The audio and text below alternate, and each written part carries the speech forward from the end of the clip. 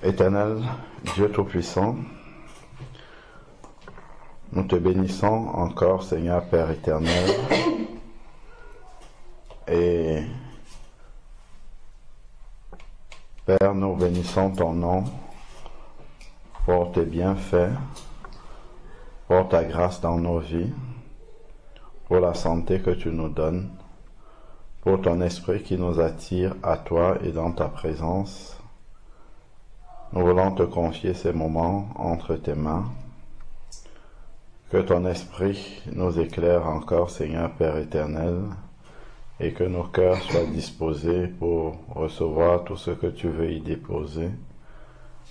Seigneur Dieu, que ta parole puisse produire du fruit dans nos vies, afin que nous allions et que nous portions beaucoup de fruits pour ta gloire.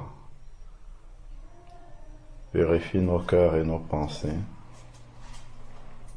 Viens et révèle-toi à nous encore, afin que nous puissions te ressembler davantage. Au nom de Jésus-Christ. Amen. Amen. Bon.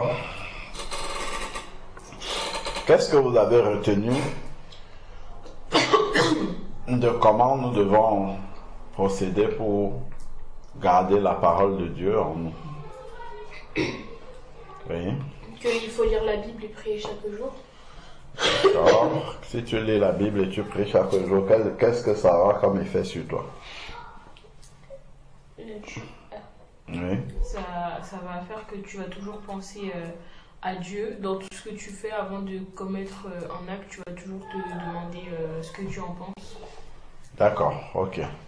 Parce que effectivement, plus tu médites la parole de Dieu, plus ça remplit ton esprit.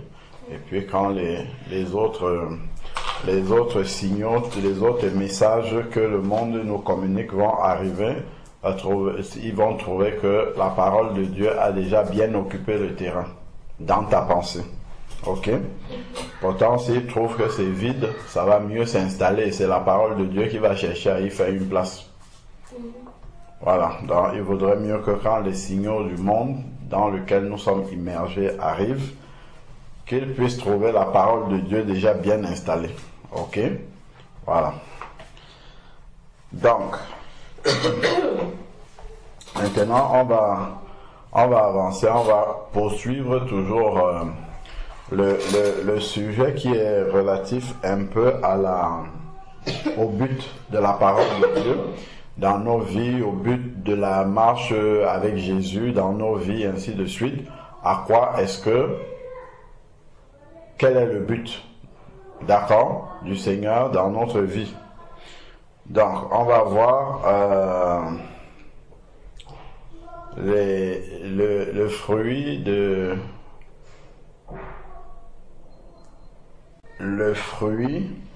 de la vie en Christ.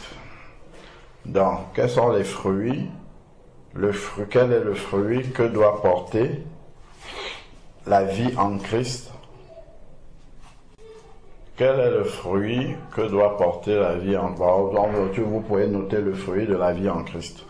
Donc, j'explique simplement que nous allons voir un peu quelques-uns des fruits que la vie avec Jésus doit produire en nous. Et en même temps, lorsqu'on observe les fruits d'un arbre, on sait qu'est-ce qui est planté en dessous. Ok? Si je vois des citrons sur un arbre, forcément l'arbre là c'est un citronnier. Voilà.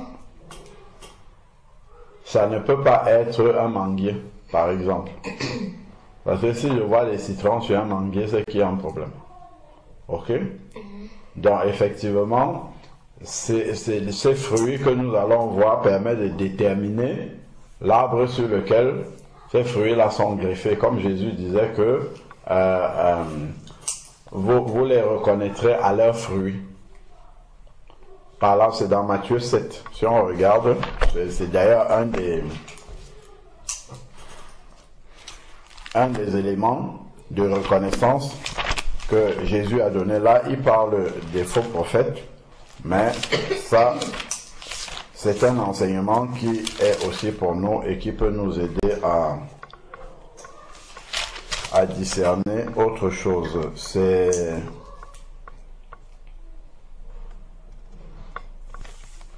dans Matthieu chapitre 7.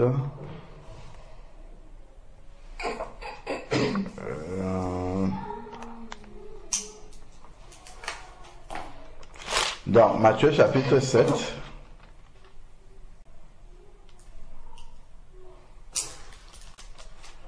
alors qu'est-ce qu'il dit là?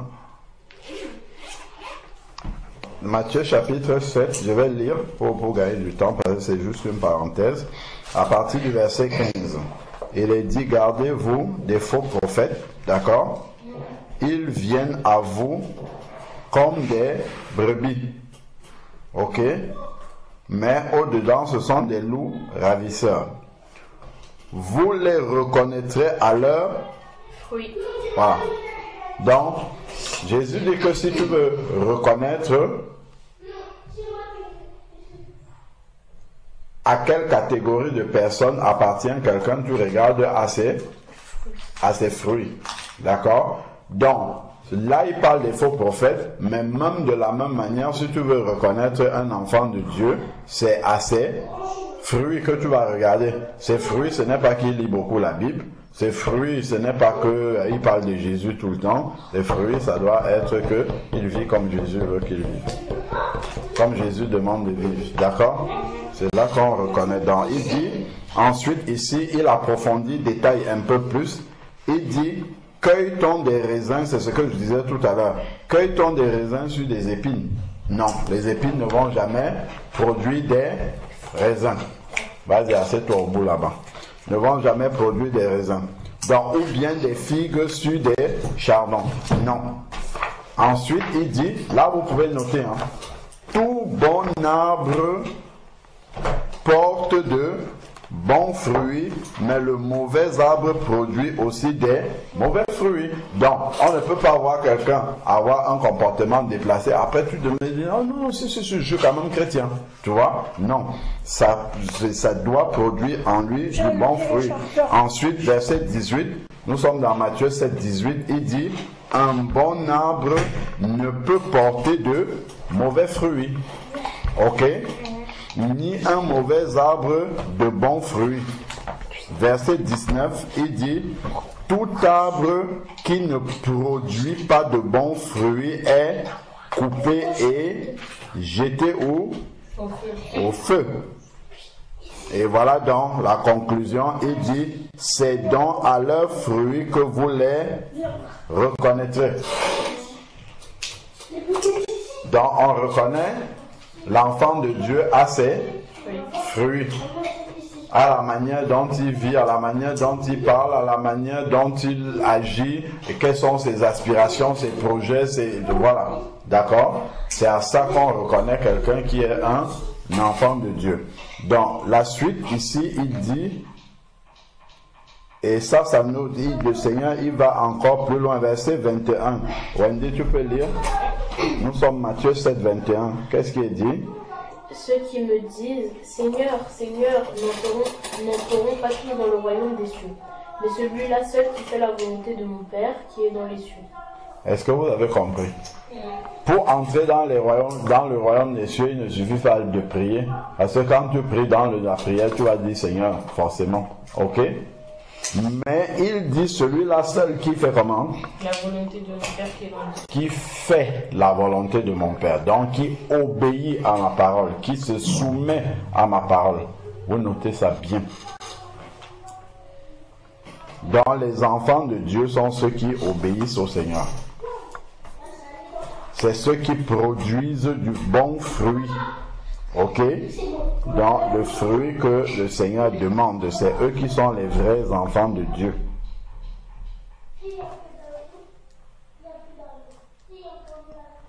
C'est ceux qui produisent de bons fruits.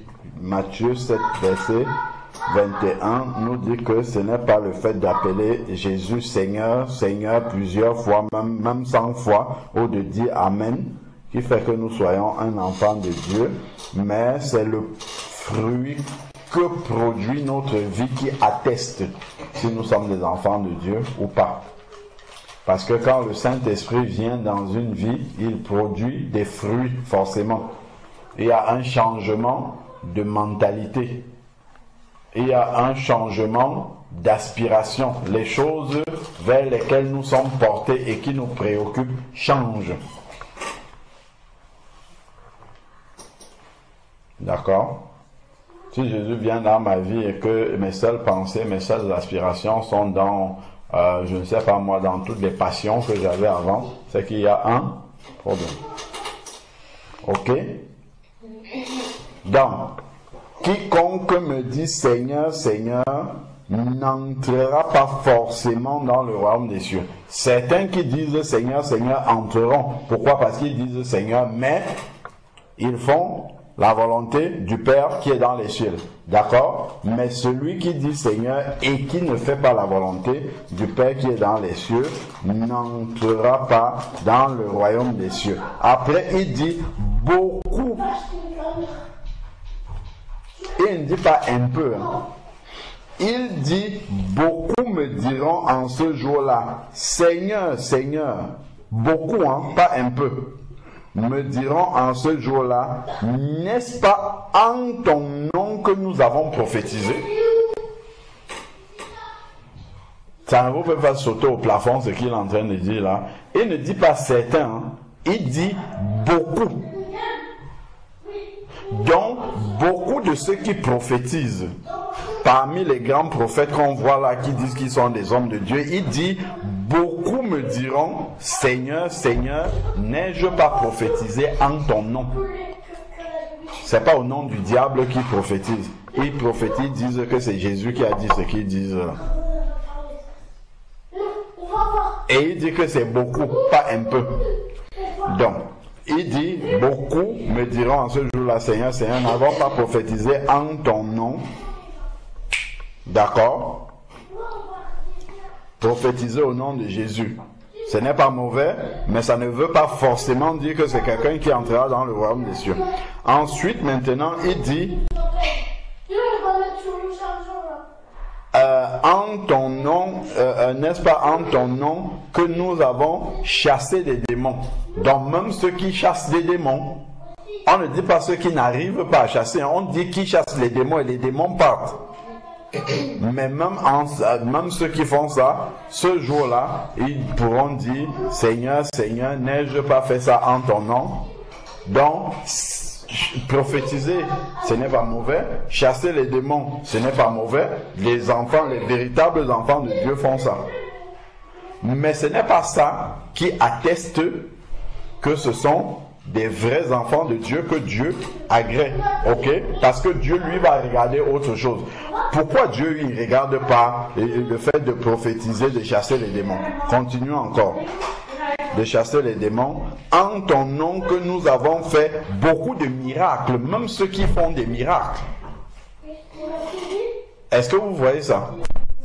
Chasser les démons, prophétiser, faire des miracles, tout ça déjà, ceux qui arrivent à faire ça, ce sont normalement des chrétiens exceptionnels. Vrai ou faux? Mais continuons. Mais le Seigneur dit que c'est celui-là seul qui fait la volonté de son Père. Ok? Donc, à la fin, ce que le Seigneur va regarder, ce n'est pas les dons qu'il t'a communiqués. Parce que chasser les démons, prophétiser, faire des miracles, ce sont des dons que Dieu lui t'accorde. Ok? Donc en fait, tu n'as rien fait d'utiliser ces dons-là parce que ça vient de Dieu. Donc ce n'est pas ça qu'il regarde. Donc s'il regarde ça, c'est que c'est lui-même qui est en train de juger, ce n'est pas toi. Parce que les dons des miracles, les dons de chasser les démons, les dons de prophétiser, ça vient de Dieu. Ok? Donc, si c'est ça qu'il veut regarder que tu as fait, ben en fait c'est lui-même qui est en train de juger parce que c'est lui qui te les a donnés. Mais ce qu'il va regarder, c'est est-ce que tu as mis en pratique la parole qu'il t'a donnée? Parce que ça dépend de toi. C'est pas lui qui fait ça. Lui, ce qu'il fait, c'est de t'expliquer ce que tu as à faire pour obéir. Mais la décision d'obéir te revient à toi tout seul. Et c'est ça que Dieu lui va regarder.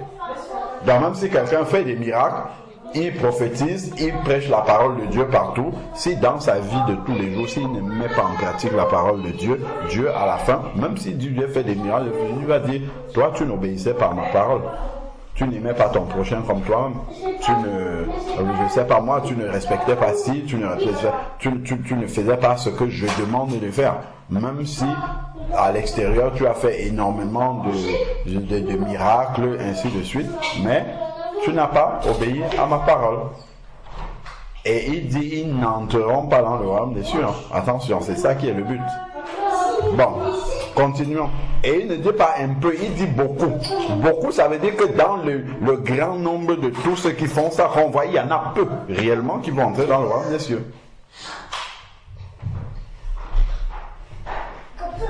Parce que pour beaucoup de personnes, quand on voit des personnes qui font ça, surtout publiquement, et on dit, waouh, ça ce sont des grands enfants de Dieu. Non, il ne faut pas se leurrer là-dessus. Le Seigneur dit, beaucoup de ceux qui diront ça n'entreront pas forcément dans le royaume des cieux. Alors, verset 23, alors je leur déclarerai, Jésus dit, il va leur dire, je ne vous ai jamais connu. Des gens qui font des miracles, qui prophétisent, qui chassent les démons. Jésus dit qu'il ne les a jamais connus. Il ne chasse pas les démons, il chasse au nom de Jésus. Il dit qu'il ne les a jamais connus. C'est-à-dire qu'il n'a jamais eu d'intimité avec eux. Ils ne le connaissent pas. Ils ne sont pas venus à lui dans l'intimité.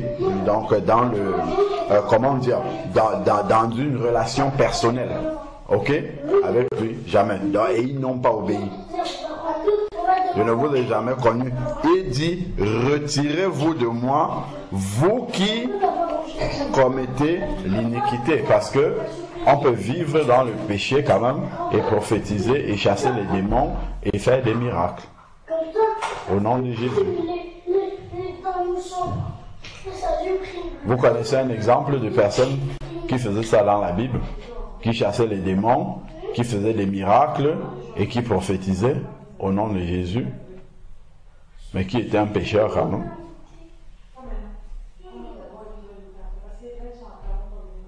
Judas. Ah oui, j'allais dire ça, mais... Il était parmi ceux il était parmi ceux que Jésus a envoyé, les 70 qui sont partis. Jésus dit que je voyais Satan tomber du ciel, et tout ça, quand ils sont revenus, ils ont dit, Seigneur, en ton nom, on a chassé les démons, même les démons nous obéissaient et tout ça. Et Jésus a dit, ne vous réjouissez pas de ce que les démons vous sont soumis en mon nom, mais réjouissez-vous de ce que votre nom est inscrit dans les cieux. Donc Judas, il faisait tout ça, parce que Jésus lui a donné la capacité de le faire. Judas, il a chassé les démons aussi avec les disciples. Quand les disciples partaient évangéliser, quand Jésus les envoyait, il a fait des miracles aussi, comme les autres. Il a fait tout ce que les autres ont fait. On n'a pas dit que Judas n'a pas fait. Les 12, il faisait, quand Jésus les envoyait, il faisait tout le pouvoir que Jésus a donné là, il faisait ça. Mais Judas, il avait un cœur qui était corrompu. Mais il faisait ça quand même. Vous voyez? Et à la fin, justement, on a vu que le cœur de Judas n'était pas... D'ailleurs, Jésus dit, c'est moi qui vous ai choisi, vous les 12, mais parmi vous, il y a un qui est un démon. C'est Jésus qui dit ça. Donc Jésus savait qu'il était un démon. Lui, Jésus dit que je sais que parmi vous, il y a un qui est un démon. Et il parlait de Judas. Mais Judas, il faisait quand même les miracles. Au nom de Jésus, il prophétisait, il faisait tout ce qu'on dit là, au nom de Jésus. Mais il n'obéissait dans son cœur était corrompu. C'est un démon. Oui, c'est un démon. Oui, c'est écrit. Jésus dit que c'était un démon. Attends, je vais te chercher le verset, je vais te montrer, où Jésus dit, je sais que parmi vous, il y a un qui est un démon. Mais Jésus ne l'a pas chassé, il l'a laissé rester avec lui jusqu'à la fin. Ah là là, Judas. Il faut m'excuser, je mettais mon chapeau. Parce que...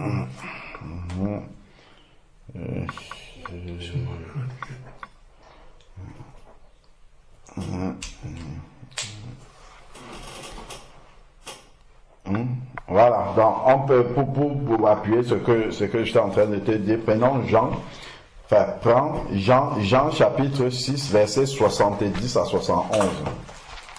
Jean 6. Jean chapitre 6, 70 à 71.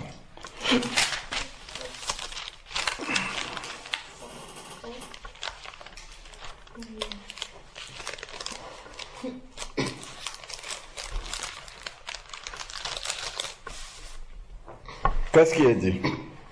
Jésus leur répondit, n'est-ce pas moi qui ai choisi vous les 12, et l'un de vous est un démon. Tu as lu ce qui est écrit? Et l'un de vous est un démon. Lis le 71. Il parlait de Judas Iscariote, le fils de Simon, car c'était lui qui devait le livrer, lui, l'un des 12. Voilà. L'un de vous est un démon.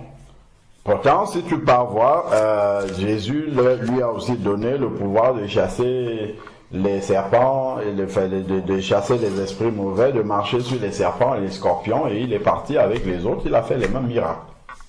Il a même baptisé des personnes aussi. Mais il est un démon. Donc, ce n'est pas les œuvres au sens des œuvres de puissance qu'on accomplit, parce que ces œuvres de puissance, là, c'est avec la puissance de Jésus. Donc, c'est pas ça que Jésus regarde, mais ce qu'il regarde, c'est la manière dont ton cœur est. Est-ce que ton cœur est disposé à faire la volonté du Seigneur? Donc, revenons dans Matthieu chapitre 7. Donc, c'est faire la volonté de Dieu qui est la chose la plus importante, parce que souvent, on est tellement ébahis devant ceux qui accomplissent des miracles qu'on peut se dire que eux ils font ça parce qu'ils sont déjà tout près du Seigneur, mais ce que Jésus regarde, c'est obéir à sa parole. C'est ça qui est le plus important.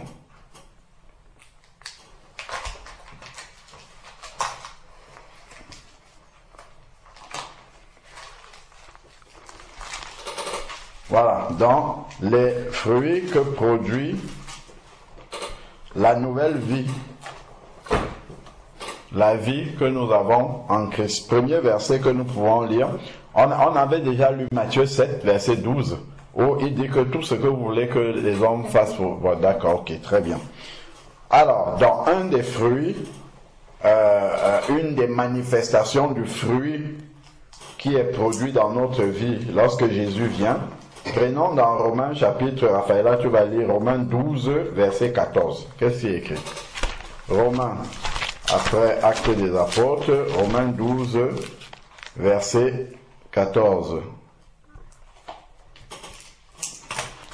Romains 12, 14, qu'est-ce qui est écrit?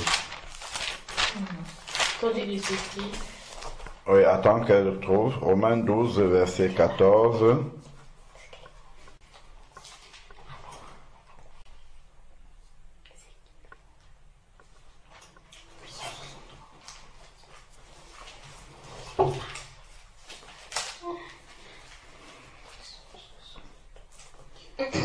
Romains, combien?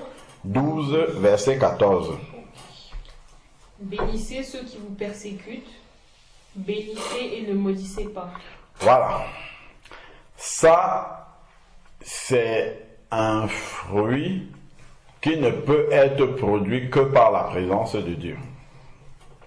Parce qu'il y a certaines choses que le Seigneur recommande de faire, mais que les païens peuvent faire aussi. Par exemple, aider son prochain. Il n'y a pas besoin d'être chrétien pour le faire. Il y a beaucoup de personnes dehors qui aident beaucoup de personnes. Les gens qui sont au Resto du Cœur, à la Croix-Rouge, ainsi de suite, dans les associations, oui, il y en a beaucoup qui font ça.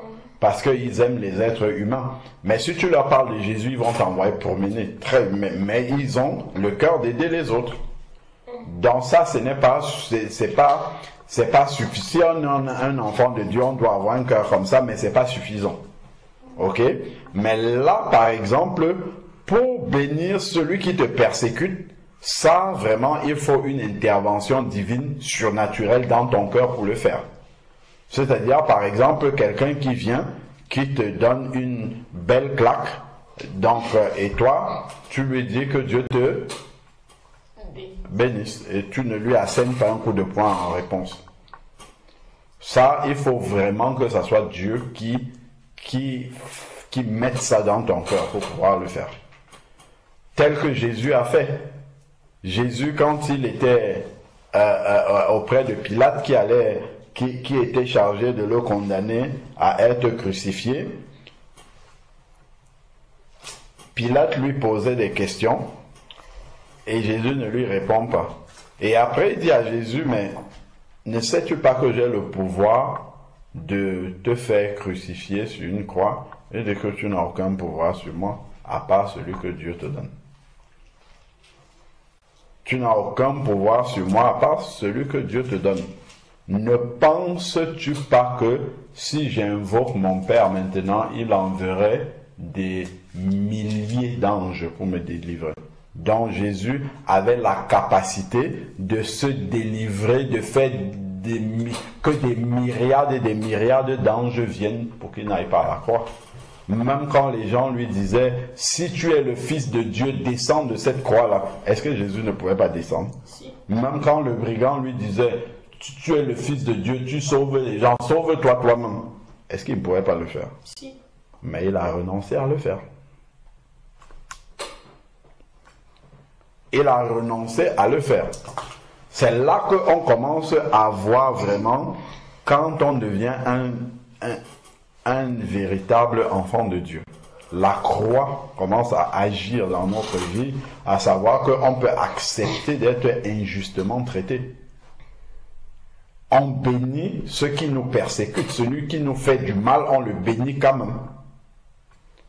Comme Jésus a dit, Père, pardonne-leur car ils ne savent pas ce qu'ils sont en train de faire, à ceux qui étaient en train de le crucifier, alors que la veille il leur donnait du pain, il multipliait du pain pour leur donner, il a guéri certains, ainsi de suite. C'est eux qui étaient encore en train de dire, crucifiez-le.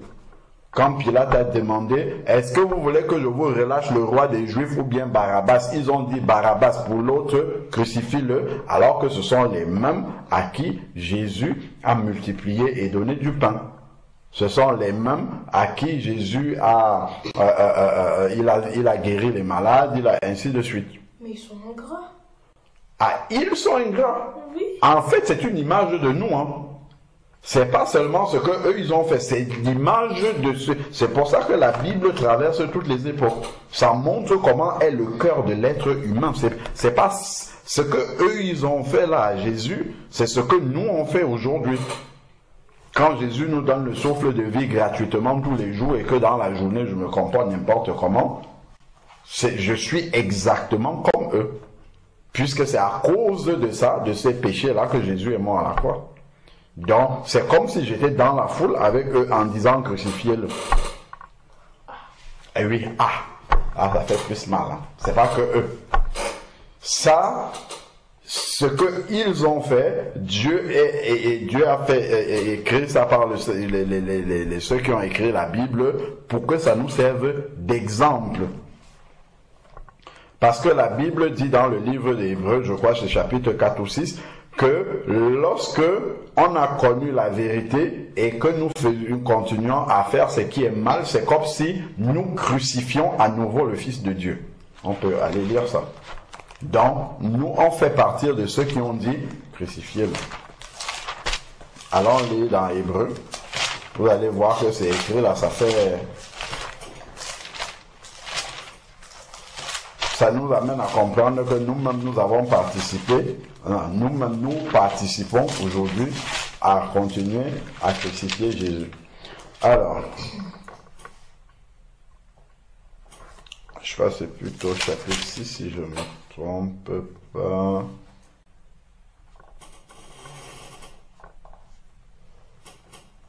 Alors,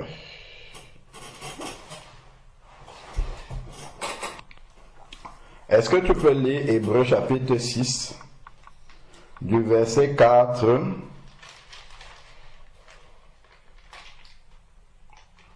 au verset 6, 4 à 6. Car il est impossible que ceux qui ont été... C'est ça le début du verset 4? Hébreux 6, 4? Oui. Oui. Ok. Car il est impossible que ceux qui ont été une fois éclairés, qui ont goûté le don céleste, qui ont eu part au Saint-Esprit, qui ont goûté la bonne parole de Dieu et les puissances du siècle à venir, et qui sont tombés, soient encore renouvelés et amenés à la repentance, puisqu'ils crucifient pour leur part le Fils de Dieu et l'exposent à l'ignominie. Et le déshonorent publiquement. Vous comprenez? Ceux qui ont été éclairés et qui refusent de se repentir crucifient à nouveau le Fils de Dieu. Donc si je sais que ça c'est péché et que je continue à pécher, c'est comme si je prends des clous et puis je tape dans les mains de Jésus. Donc vous voyez que nous aussi, nous avons participé à crucifier et parfois nous participons à crucifier Jésus. Donc c'est pas tout, c'est pas seulement eux qui ont fait ça ce jour, qui ont dit crucifier-le, qui sont ingrats. Nous aussi nous sommes ingrats avec eux. Parce que eux ils sont une image de nous en fait. Ok? Donc, bénissez et ne maudissez pas, bénissez ceux qui vous persécutent. Donc ça, c'est une marque déjà du fruit de Christ dans nos vies.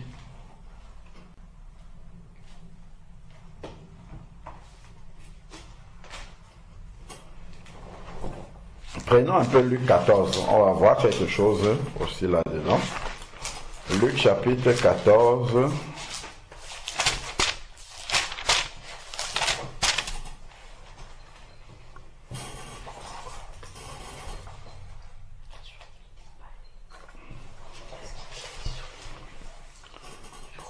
Luc chapitre 14. Prenons le verset 25. Est-ce que vous pouvez lire 25 à 27. Luc 14, 25 à 27. Qu'est-il écrit? Luc 14, versets 25 à 27. De grandes foules faisaient route avec Jésus.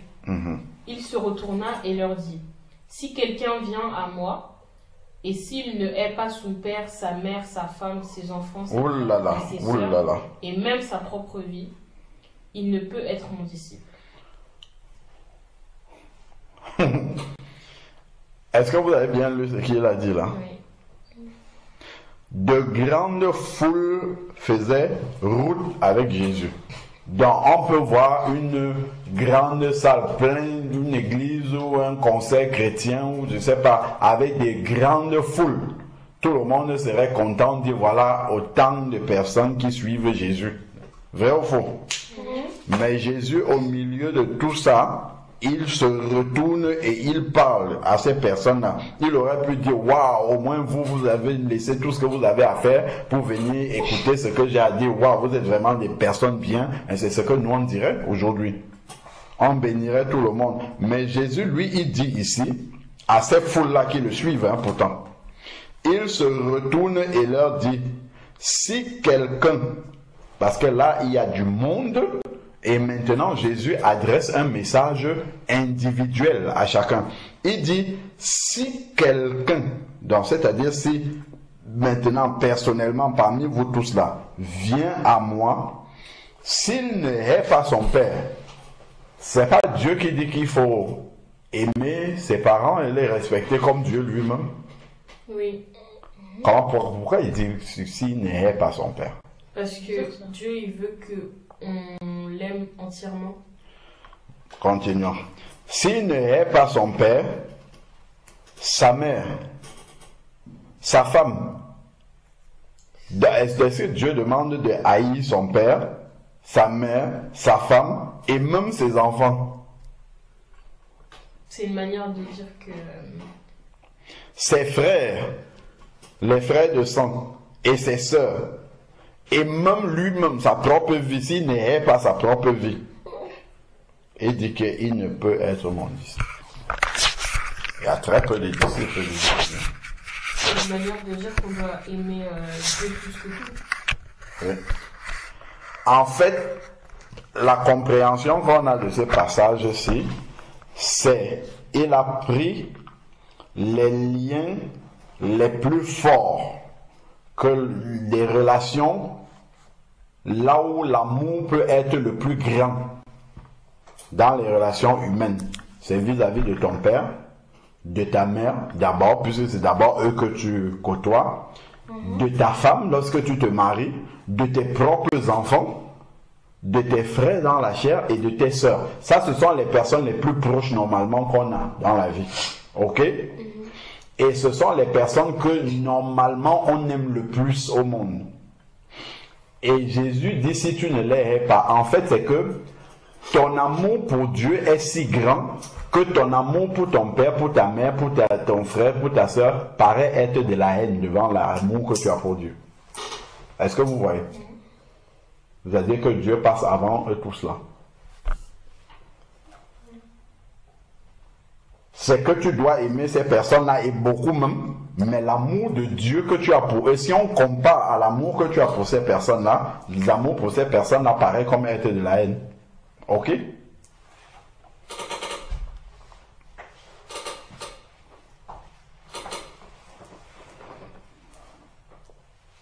Extraordinaire.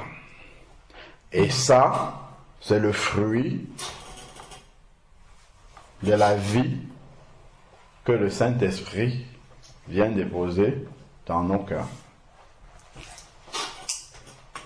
Voilà pourquoi il y a, dans Matthieu 8 par exemple, il y a quelqu'un qui voulait suivre Jésus.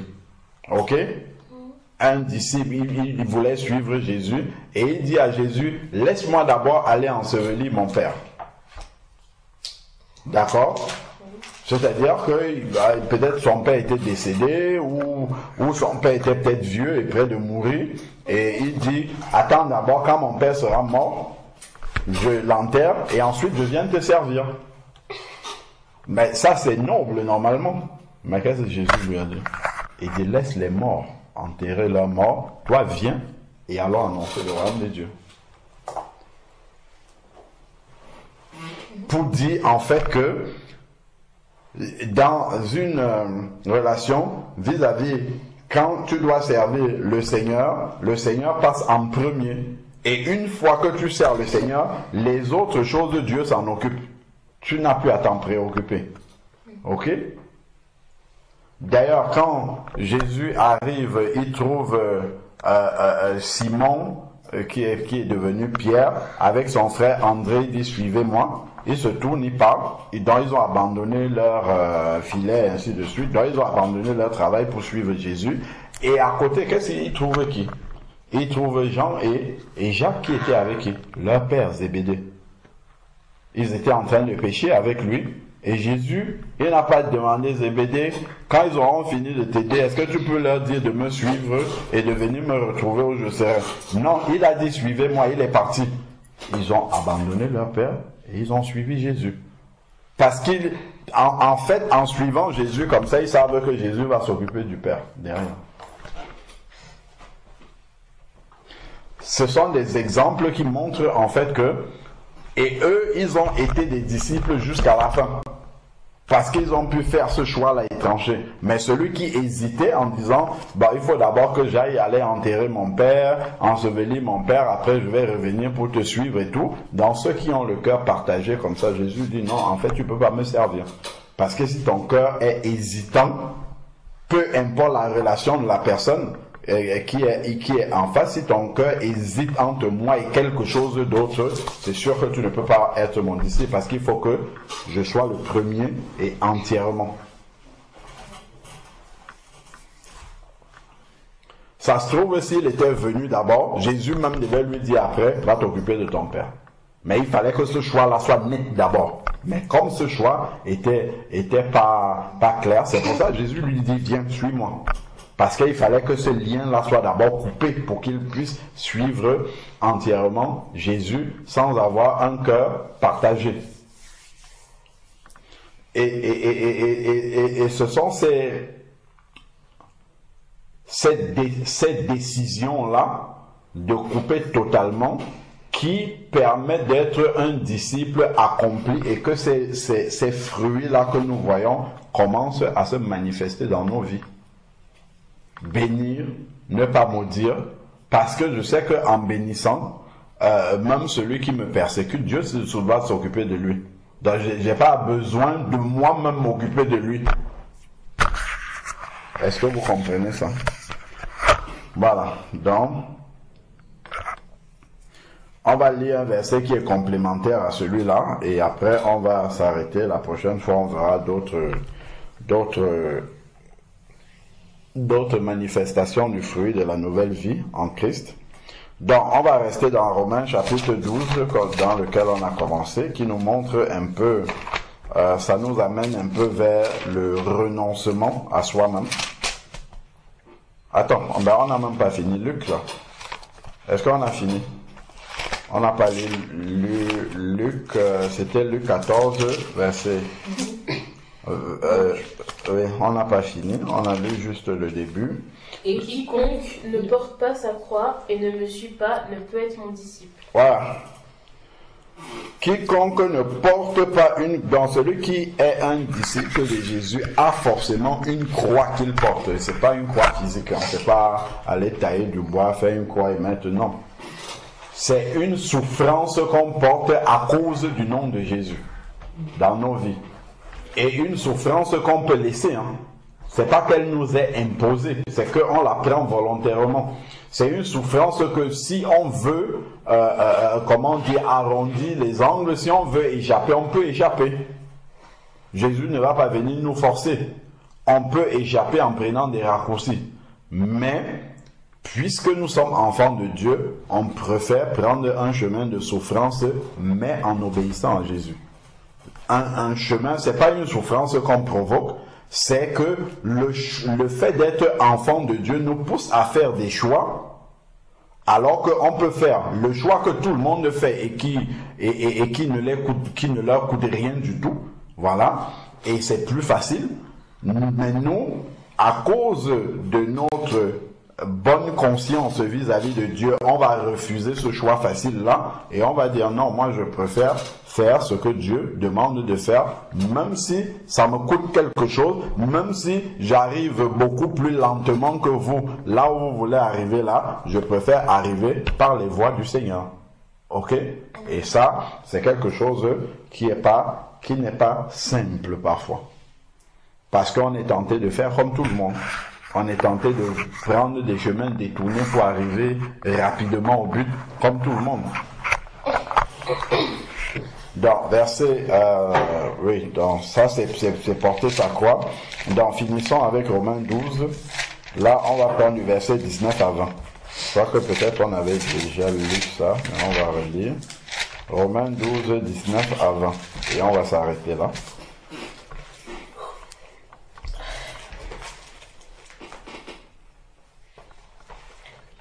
Romains 12, verset 19.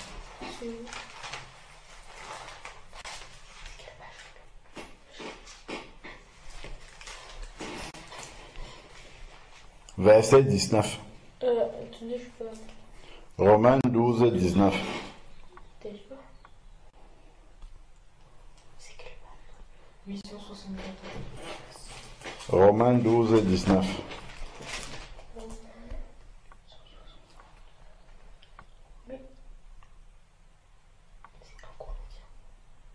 Romains 12, 19.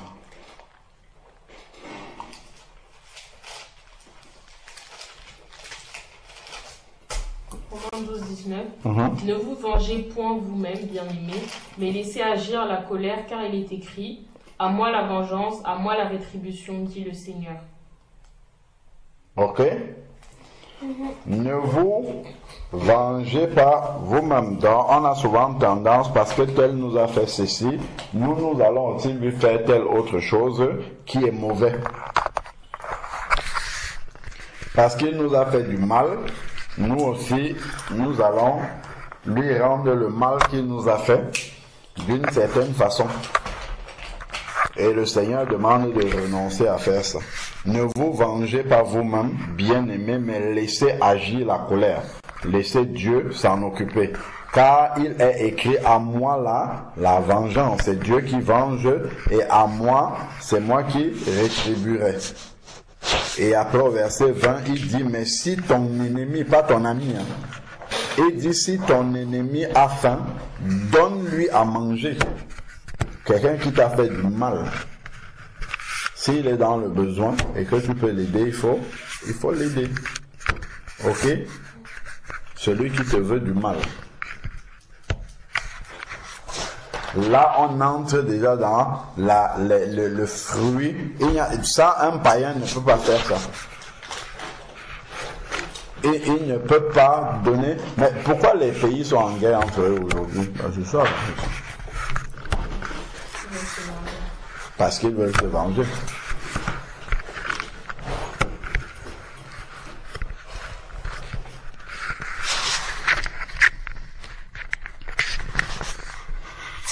C'est là qu'on voit que même Israël qui est là aujourd'hui, là, ils ont perdu Dieu de vue. Ils n'ont pas Christ, ça se voit qu'ils n'ont pas Christ. Parce qu'ils ont subi une injustice, mais ils se sont vengés. C'est un exemple. C'est Christ qui apporte la capacité. Parce que ça, c'est une capacité surnaturelle. Naturellement, un être humain ne peut pas le faire. Eux, ils ne pouvaient pas dire, bah, ok, le Hamas, vous avez tué des personnes le 7 octobre, ok, que Dieu vous garde, c'est bon, nous on va rester comme ça, ok. Maintenant, ils ont pris les armes et ils ont dit, bah, on va tuer aussi. Ça montre qu'au milieu, là, il n'y a pas Christ. Parce que c'est Christ qui est capable de venir consoler celui qui a subi l'injustice et puis l'amener à ne pas se venger. Parce que si Jésus voulait se venger de ce qu'on l'a crucifié à la croix, vous imaginez s'il devait se venger de ça? Parce que c'est pas seulement ceux qui l'ont mis à la croix, hein. Ce sont tous ceux qui ont dit crucifiez-le. Ce sont tous ceux qui sont des pécheurs aujourd'hui, parce qu'en fait, c'est le péché qui l'a amené là-bas. Donc, si Jésus voulait se venger, il doit se venger de tous ceux qui sont pécheurs sur la terre. C'est-à-dire toute la terre. C'est-à-dire de toute la terre. Ça veut dire que personne ne serait sauvé. S'il devait se venger. Donc, vous voyez que si la manière dont nous agissons, si Dieu veut agir comme ça, c'est que peut-être on existe, c'est qu'il n'y a plus aucun être humain sur la terre. Donc, si ton ennemi a faim, donne-lui à manger, si il a soif, donne-lui à boire, car en agissant ainsi, ce sont des charbons ardents que tu amasseras sur ça. Peut-être quand d'autres lisent comme ça, ils disent, ok, ben je vais prier pour mes ennemis pour que Dieu les foudroie. Ben non. Ça doit être dans un cœur de miséricorde. Parce que quand Jésus dit, Père, pardonne-leur, car ils ne savent pas ce qu'ils font, ce n'est pas pour que Dieu nous punisse. Parce que si c'était pour que Dieu amasse encore davantage la colère sur nous, ben personne ne serait père. Au contraire, on occuperait une place encore, comment dire, où le châtiment serait plus grand en enfer que si Jésus n'était pas venu sur la terre. Donc quand il dit vraiment Père pardonne-leur, c'est parce qu'il veut vraiment que Dieu pardonne à ceux qui sont en train de lui faire du mal. Donc si nous bénissons nos ennemis, nous ne devons pas avoir dans le cœur, ah tiens je te bénis comme ça, mais j'espère que Dieu va te faire ça bien comme ça. Non, ça c'est un cœur qui est mal disposé. On n'est pas dans l'esprit justement de ce verset. Et d'ailleurs moi j'avais lu une autre traduction de ce verset-ci qui est dit s'il a soif, donne-lui à boire, car en agissant ainsi, ce sont des charbons ardents que vous retirez de sa tête. C'est ça que moi j'ai lu. Donc en priant pour lui, puisque en fait Dieu venge l'injustice. Et quand donc tu n'as même pas besoin de faire quoi que ce soit. Si quelqu'un te fait une injustice, Dieu va déjà te venger. Ça, sans que tu ne fasses rien. Donc, en priant toi et en bénissant pour ton ennemi, en fait, tu dis à Dieu, s'il te plaît, ne lui fais pas ça. Donc ça ne peut pas être des charbons, en fait, des brasiers que tu mets encore sur sa tête. Donc parce que c'est quand Jésus a fait cette prière-là, ou même Étienne, quand il était lapidé, il a dit, Dieu ne leur impute pas ce péché-là. Et quand il dit ça, il y a Saul de Tarse qui est là. Et qui fait partir de ceux qui sont en train de le lapider. Et grâce au pardon de Étienne, comme ça, qui est une bénédiction, Dieu s'est manifesté dans la vie de Saul de Tarse en venant se révéler à lui sur le chemin de Damas. Parce que Étienne, qui était en train d'être lapidé par des personnes qui étaient avec Paul, il a fait une prière pour demander à Dieu de ne pas leur imputer ce péché-là. N'eût été la prière de Étienne, Saul ne serait certainement pas devenu un enfant de Dieu. Ça ne serait peut-être pas lui l'auteur de quasiment tout le Nouveau Testament. Donc on voit à quel point, mais ça, pour arriver à ce stade-là, comme je disais, il faut, c'est un grand miracle de pouvoir agir comme ça. Et là, ce ne sont plus les miracles où on fait des choses extraordinaires. Non. Pouvoir pardonner à son ennemi ou à quelqu'un qui nous a fait subir une injustice, pouvoir lui pardonner de tout son cœur, ça c'est un miracle. C'est Dieu qui est capable de mettre dans notre cœur la compassion pour cela. Je me rappelle d'une femme, une sœur en Christ qui était venue, une sœur française blanche même d'ailleurs, qui était venue une fois dans un culte, je crois que c'était chez Tata Hélène, quelque chose comme ça, et elle donnait un témoignage. Elle a vécu avec son mari pendant, je sais pas, peut-être une vingtaine d'années, tout ça, et son mari l'a abandonné. Son mari est parti se mettre avec une autre femme. Je crois qu'ils avaient même un fils déjà, qui avait presque 17 ans et plus. Il allait se mettre avec une autre femme. Et elle a été abandonnée par son mari. Elle était complètement désemparée. Au début, elle priait, elle criait à Dieu pour que Dieu voie sa solitude, sa situation, qu'elle subit et tout ça. Et elle ne voyait pas le changement. Au contraire, son mari était totalement détaché, totalement... Et après, à un moment donné, elle dit que le Seigneur l'a visité et sa prière a changé. Elle a commencé à prier pour demander au Seigneur de la remplir d'amour pour la femme qui est avec son mari.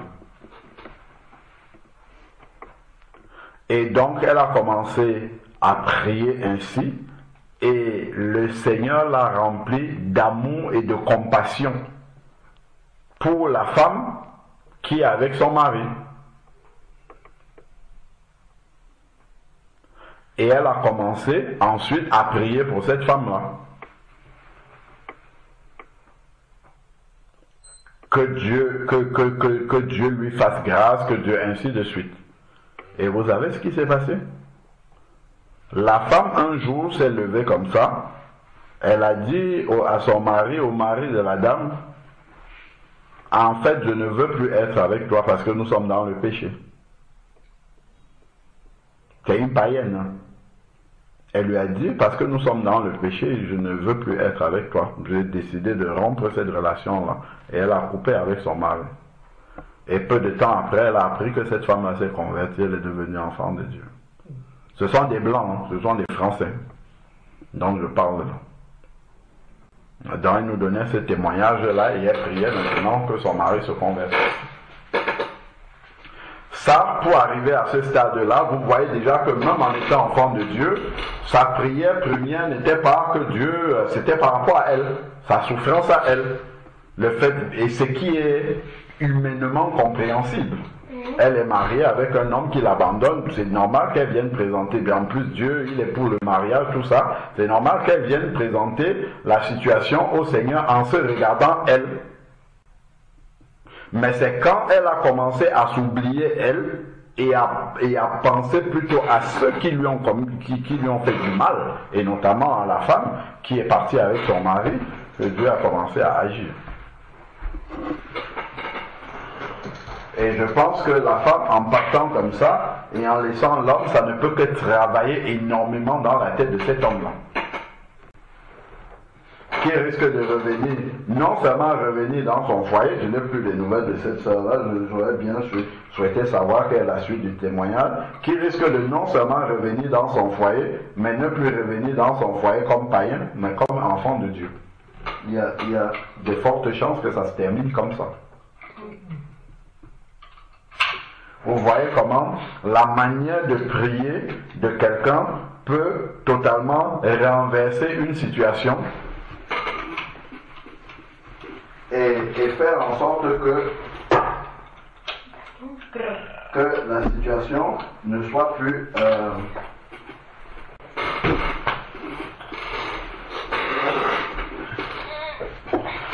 plus celle qu'elle pensait, parce que nous on a une manière de voir comment Dieu doit résoudre certains problèmes et Dieu ne voit pas forcément de cette façon-là.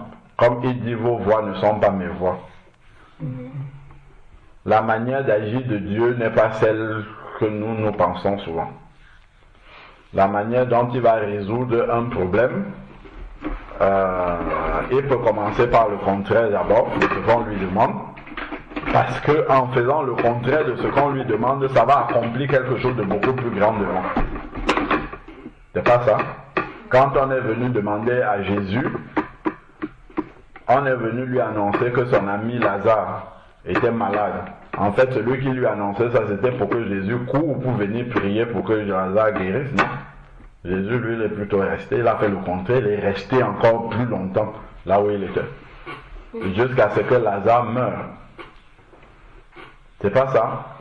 Mais et justement,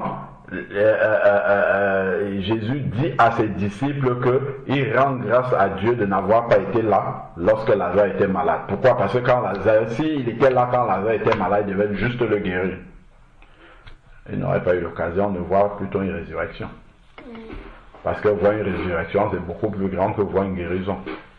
Enfin, c'est plus impressionnant. Ça montre encore la puissance de Dieu en plus grand. Donc parfois, Dieu, effectivement, peut d'abord agir d'une manière contraire à ce que nous pensons, mais c'est pour arriver à un résultat beaucoup plus grand que celui que nous espérons. D'accord? Alors, quel sujet de prière vous inspire déjà tout ce qu'on a partagé là?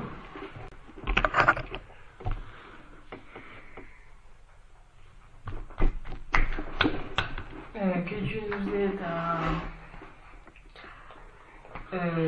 à ne pas, à toujours, à chaque fois qu'un de nos ennemis nous fait du mal, à toujours penser au fait que c'est Dieu qui va nous manger et que c'est pas à nous de nous manger. Amen. Amen. Donc on va prier par rapport à ça. Ça, en fait, ça amène le sujet du renoncement à soi-même. Renoncer à ses propres droits, renoncer à ce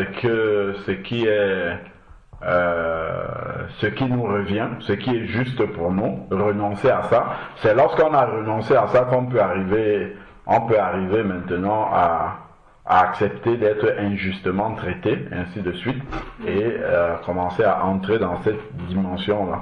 Parce que ça, c'est vraiment le fruit réel, parce que Jésus, lui, est passé par ça. C'est l'injustice. Depuis sa naissance, c'était déjà l'injustice. Il est venu sur la terre pour sauver les hommes, mais les hommes n'ont même pas accepté qu'il naisse dans un endroit digne. Il est né au milieu des animaux, encore au milieu des hommes. Et il est né au milieu des animaux, dans une étable misérable. Alors qu'il n'est pas venu pour sauver les animaux, il est venu pour sauver les hommes. Mais les hommes n'ont même pas accepté qu'il naisse parmi les hommes. Il est parti naître parmi les animaux.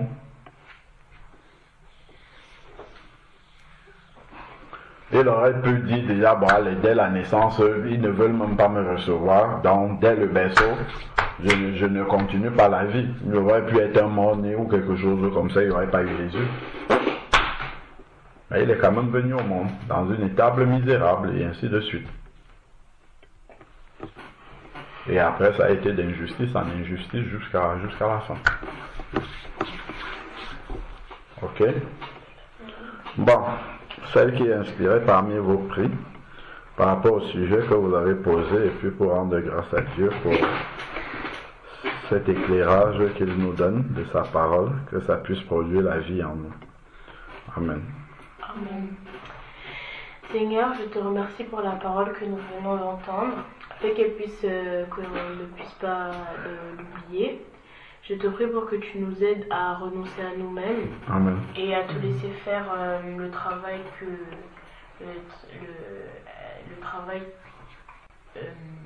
te laisse faire le travail quand quelqu'un nous a fait du mal. Amen. Je te prie aussi de nous aider à avoir de la compassion et de l'amour pour nos ennemis. Amen. Et fais qu'on puisse ne jamais oublier que